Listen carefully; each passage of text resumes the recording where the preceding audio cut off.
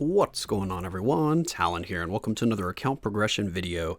Alright, so in this one here, we're going to be taking a look at Rachel Summers. As you can see here, I do have her at tier 2, so yes, I did go ahead and buy her pack. I did just a few fights in Danger Room to unlock her because it goes by quite quickly, actually, so she's very, very easy to get to tier 2 once you buy that pack, which is, I mean, it's kind of nice, but at the same time, since she's so easy to get from that pack, I feel like they didn't maybe put enough time into the character as they should have, because we'll get into that, but I'm not very impressed with Rachel Summers here. It feels like she was a very rushed character, and definitely not feeling like any kind of premium character or character that should cost that many crystals to unlock, or even that kind of time to unlock, because if you don't buy the pack, it's going to take quite a while to unlock her just through getting lucky and getting her bios from the Danger Room, because you do have to play the Danger Room quite a bit, because you'll need to get to at least Platinum to even have a chance at getting her. So yeah, she just doesn't feel like a character that should be that, wouldn't really say difficult to attain, but either that pricey or that long-term investment to get. But anyway, let's go ahead and take a look at my build on her before we get into a little bit of gameplay here. So for the gears, I did put a little bit of Uru on her just to get her ignore defense and skill cooldown capped out.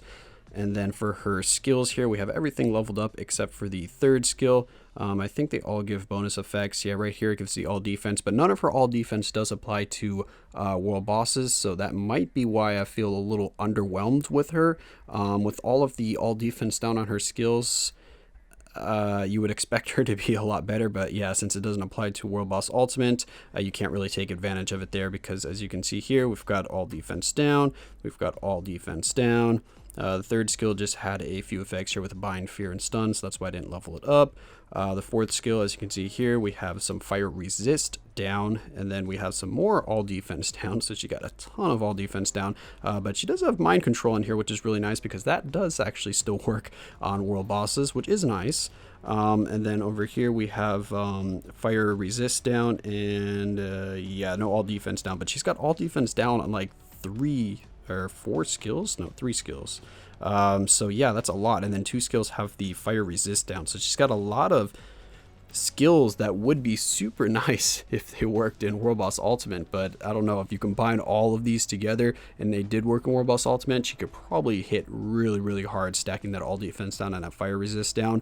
So I mean, I would have preferred to just see like 2 skills have all defense down, or 1 have all defense down, 1 have Fire Resist down, but it does work on world bosses, because right now she's basically just a really good clear for like a high stage in Shadowland. So when you're getting really, really up there in Shadowland and the enemies start having like a ton of health and a ton of defense and stuff like that, having this all defense down on like every skill will make her a nice viable clear for like a very high floor in Shadowland. So if you're trying to push maybe for a new high score in Shadowland, or if you're really close to like the next tier of rewards or something like that from getting to high floor, she might be a good option there to kind of fill in a spot for you, maybe take over for someone else that you can use later on, or even use her later on.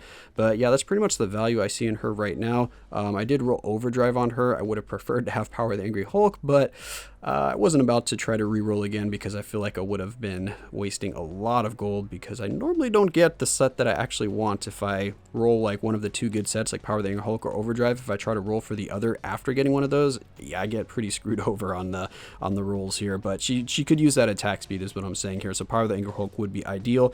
And I do just have a placeholder Obelisk on here. I know it's nothing impressive, but even with this, I'm still even keeping that in mind, I'm still underwhelmed with her in general for her performance. But we have a fire damage with a damage proc here, just because I was deciding on what I wanted to give her, if I wanted to give her like a CTP or not, because I was thinking either CTP of Destruction for that guard break immunity, or then just a CTP of Energy, because she does have quite a few hits on her skills. It's nothing too crazy, but she's got a lot of cancelable skills. Can I say that word? Cancelable skills.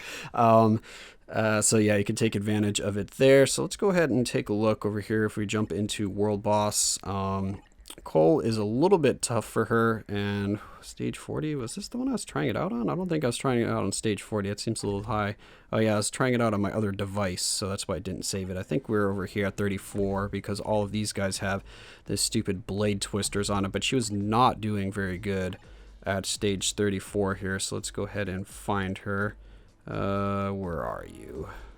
Come here, Rachel. So, okay, I was using Rachel.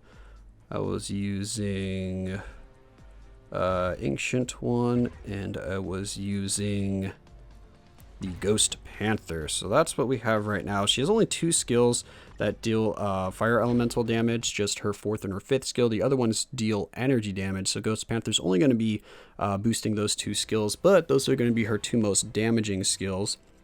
And that's another thing that's actually really difficult with her, is her skill rotation, because of her skill, or because of the cooldown on her skills. So both her 5th and her 4th skill have a longer cooldown than your obelisk for the damage proc. So it's really hard to get any kind of momentum going in terms of a good skill rotation, because she dies very quickly as well. So you want to keep using that invincibility on the 5th skill, and then you want to keep using that mind control on the 4th skill just to keep her alive.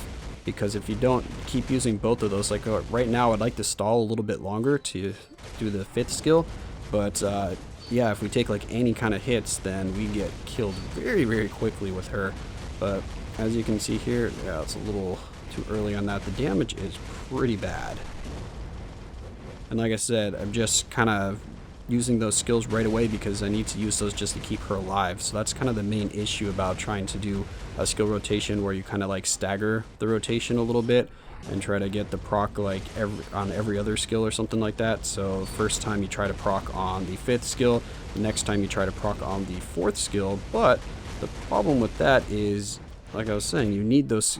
See, you need those skills for protection. Like I would have preferred to do the 2nd and the 3rd skill right there, but I had to use the 5th skill for protection. So that's what's kind of annoying. So she really feels like a character that would take very good advantage of a CTP of Rage, just because she has a lot of effects going on, a lot of lingering effects, and her skill cooldowns are just really, really, really bad. So a CTP of Rage will help get rid of all of that, because you don't have to worry too much about proccing on a particular skill. You just get the CTP of Rage to activate, and then you are good to go. Well, there we go, went and died there. But as you can see, the damage was not very impressive.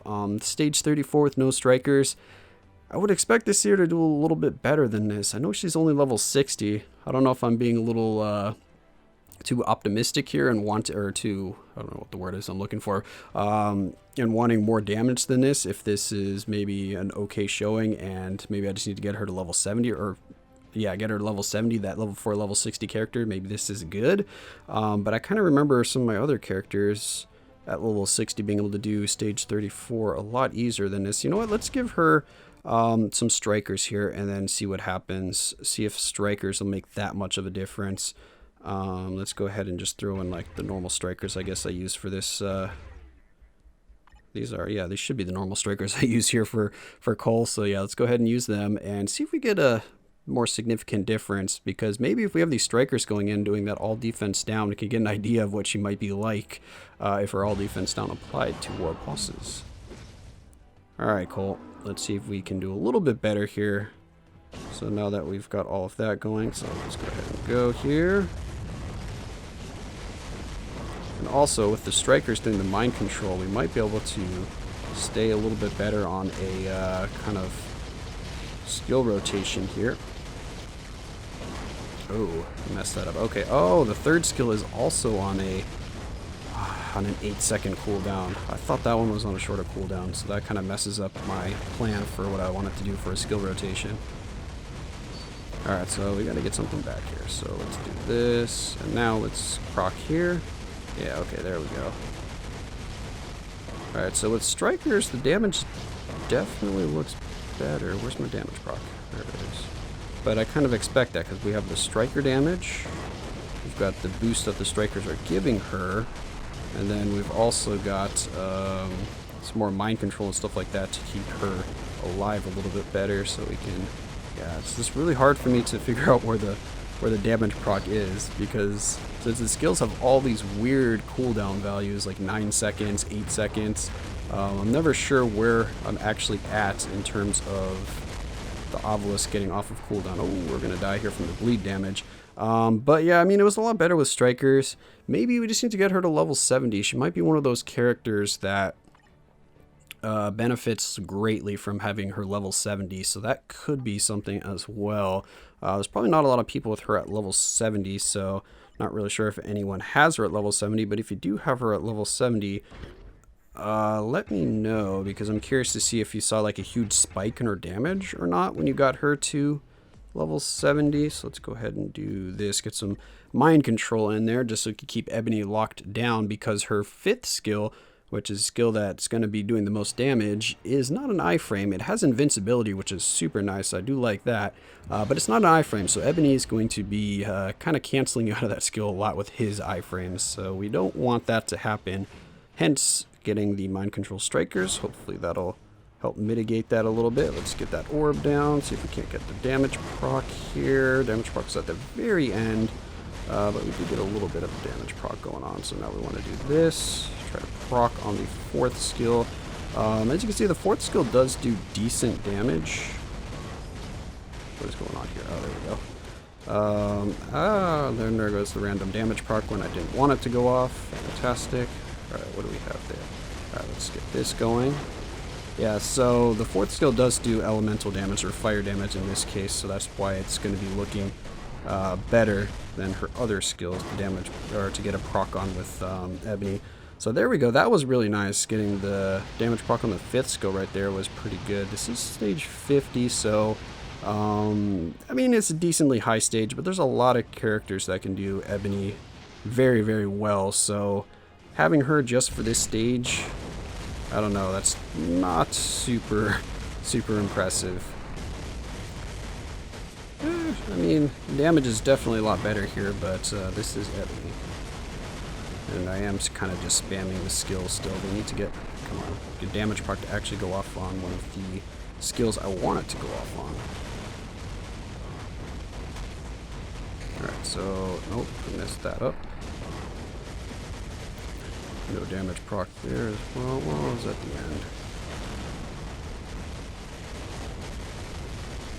Oh, we got the 5th skill on our team up right there. That was pretty cool. Oh, we got him to the next stage. So, see, I just don't know how to feel about her. I really like the skill animations. Like, her skills look really cool. Definitely really cool skill animations. It's just the cooldown times, and yeah, just having an awkward rotation to try to work with the damage proc just makes her very, I don't know, just not very fun to play, because you just feel like you're messing up all of the rotations, that you feel like you're missing out on a ton of damage that you should be getting just because of these awkward cooldown times. And I'm just not, hey, stop raining meteors on me, and I'm just not a fan of it. Oh, come on. Well, we're dead here. Well, we would have gotten a, she would have cleared that one just fine, but again, I have a lot of characters that can do that, so I guess I might have to get her to level 70 to find out, but I don't really know if I want to get her to level 70. I already kind of regret spending the crystals just to unlock her, because I'm just not impressed with her performance here in World Boss Ultimate. Maybe she's better in PvP, but I don't really play PvP very much, so you guys will have to let me know about that if she's any good there. If I get her to level 70, I could try her out on GBR, see what kind of raw damage she has.